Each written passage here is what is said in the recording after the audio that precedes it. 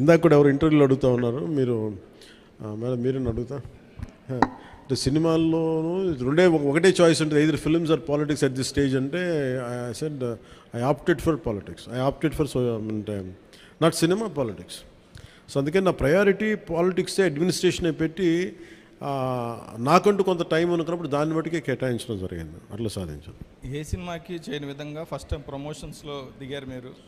ఇది చాలా ప్రత్యేక పరిస్థితులు ఉన్నాయి సార్. నేను మామూలుగా అయితే పెద్ద చేయను. అంటే నా వల్ల నిర్మాతలు నష్టపోయారు. అది కూడా ఎలా నష్టపోయారు, ఒకటి కరోనా, రెండు న్యాచురల్ డిజాస్టర్, రెండు న్యాచురల్ డిజాస్టర్స్, ఇంకోటి man made disaster, administration disaster, ఇక్కడ పొలిటికల్ ఇది ఇక్కడ. సో మూడిటికి నిర్మాతలు బలైపోయారు. సో దానికి నేను ఒక నైతిక బాధ్యత వహించి లేట్ అయిపోయిన సినిమాని ప్రమోట్ చేయాల్సిన బాధ్యత నా మీద ఉంది. అంతేగాని ఎందుకంటే నాకు రెమ్యునేషన్ కూడా దీనికేమి అదే ఇంకా రేపు పొద్దున హిట్ అయితే నాకు తెలియదు, కానీ సో అలాంటి పరిస్థితుల్లో రిలీజ్ చేశాను. ఎందుకంటే ముందు సినిమా ఆడాలి, సినిమా రిలీజ్ అవ్వాలి, నిర్మాత బయటపడాలి అన్న సదుద్దేశం. అది కూడా ఏంటంటే నేను పాలిటిక్స్లో ఉండటం, గత ప్రభుత్వం చేసిన మ్యాన్ మేడ్ డిజాస్టర్స్, వీటన్నిటి వల్ల నలిగిపోయిన దానికి నేను పాలిటిక్స్లో ఉన్నాను కాబట్టి బలైపోయారు కదా, ఇబ్బందులు పడ్డారు నిర్మాతలు. అందుకని వాళ్ళందరి తరపున నేను ఈ కనీసం ఈ ప్రమోషన్ చేయడం అనేది చాలా ఎసెన్షియల్ డ్యూటీ అనిపించింది నాకు. అంతమించి మామూలుగా అంత అవసరం ఉండేది కాదేమో. సార్ ఆ సినిమా తీసేటప్పుడు కొంత ఇబ్బందులు కూడా పడ్డట్టున్నారు మీరు. ఏంటి సార్? ఆ సినిమా తీసేటప్పుడు కొంత ఇబ్బందులు కూడా పడ్డట్టున్నారు, సమ్మర్లో కానీ నైట్ టైంలో షూటింగ్ చేయటం కానీ. అంటే ఎలా అంటే నేను అంటే ఇక్కడికి వెళ్ళి వైజాగ్లో అరెస్ట్ అయ్యి మళ్ళీ వచ్చి 4 రోజుల తర్వాత మళ్ళీ ఇలా చేశాను. అంటే అరెస్ట్ అంటే చూశారు కదా ఎలా పెట్టారు. అట్లాంటి పరిస్థితుల్లో మండుటెన్లో కానీ అంటే okay, that's a part and parcel, there is no complaint about it. నాకేమనిపించిందంటే ఈ ఇబ్బందులు పడటం ఒకటిను, పార్టీని నడుపుతా ఏమాత్రం హోప్లెస్ పొలిటికల్ సిచ్యువేషన్లో ఉండి సినిమాలు చేస్తా, 10 రూపాయలకి 15 రూపాయలకి టికెట్లు ఏదైనా రిలీజ్ అయితే ఇబ్బందులు పెడతా, నాకు వీటన్నిటికీ దాటి అధిగమించి ఇక్కడ దాకా రావడం చాలా పెద్ద విజయం అనిపించింది.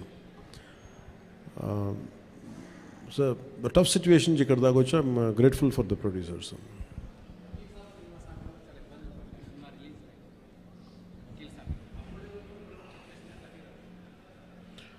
అంటే అన్నీ ఆర్గానిక్ ఉంటాయి కదండి, ఏదన్నా సహజంగా ఉంటాయి, కొన్ని ఇబ్బందులు ఉంటాయి, జరుగుతూ ఉంటాయి.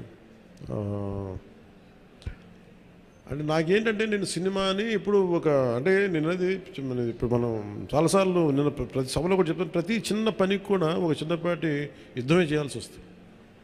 అంటే ఏది కూడా ఒక బస్సు ఎక్కాలంటే ప్రతి సగటు మనిషి చిన్నపాటి యుద్ధం చేసే వెళ్ళాలి, ట్రైన్లో వెళ్ళాలంటే చిన్నపాటి యుద్ధం చేసి సీట్ సంపాదించాలి. అలాగా ఒక సినిమా చేయాలన్నా ఏం చేయాలన్నా ఒక సంఘర్షణ లేకుండా ఏముండదు. అందుకని సంఘర్షణ జీవనంలో భాగం అయిపోయింది తప్ప నేను పర్సనల్గా నేను ఇవన్నీ సహజం అనుకుంటాను. అంతకుమించి will move on, but how well we can stand out, ఎలా నిలబడగలం దాని మీద ఉంటుంది ఆలోచన.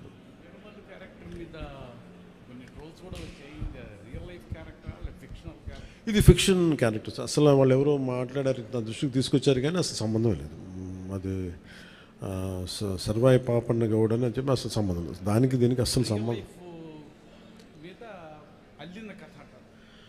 ఇది వన్ ఈజ్ ఒక హై కాన్సెప్ట్. ఒకవేళ కోహినూర్ డైమండ్ని తీసుకొస్తే ఉంటుంది, దాన్ని కొర్లు మన ఈ మచిలీపట్నం పరిసర ప్రాంతాల్లో పెరిగే ఇలాంటి వాతావరణంలో పెరిగిన ఒకడికి ఈ బాధ్యత తప్పు చెప్తే నిజాం నవాబు ఎలా ఉండొచ్చు, ఈ హై కాన్సెప్ట్. దీంట్లో ఎక్కడా కూడా అది ఒక ఫిక్షస్ క్యారెక్టర్ తప్ప దాన్ని ఎక్కడా కూడా అసలు చారిత్రాత్మక ఆధారాలు ఉన్న పాత్ర అసలు కాదు, ఫ్రమ్ డే 1 నుంచి.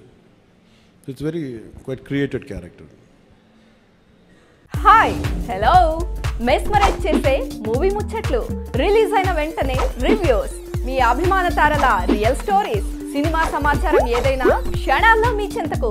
మరింకెందుకు ఆలస్యం, యోయో సినీ టాకీస్ ని సబ్స్క్రైబ్ చేసుకోండి.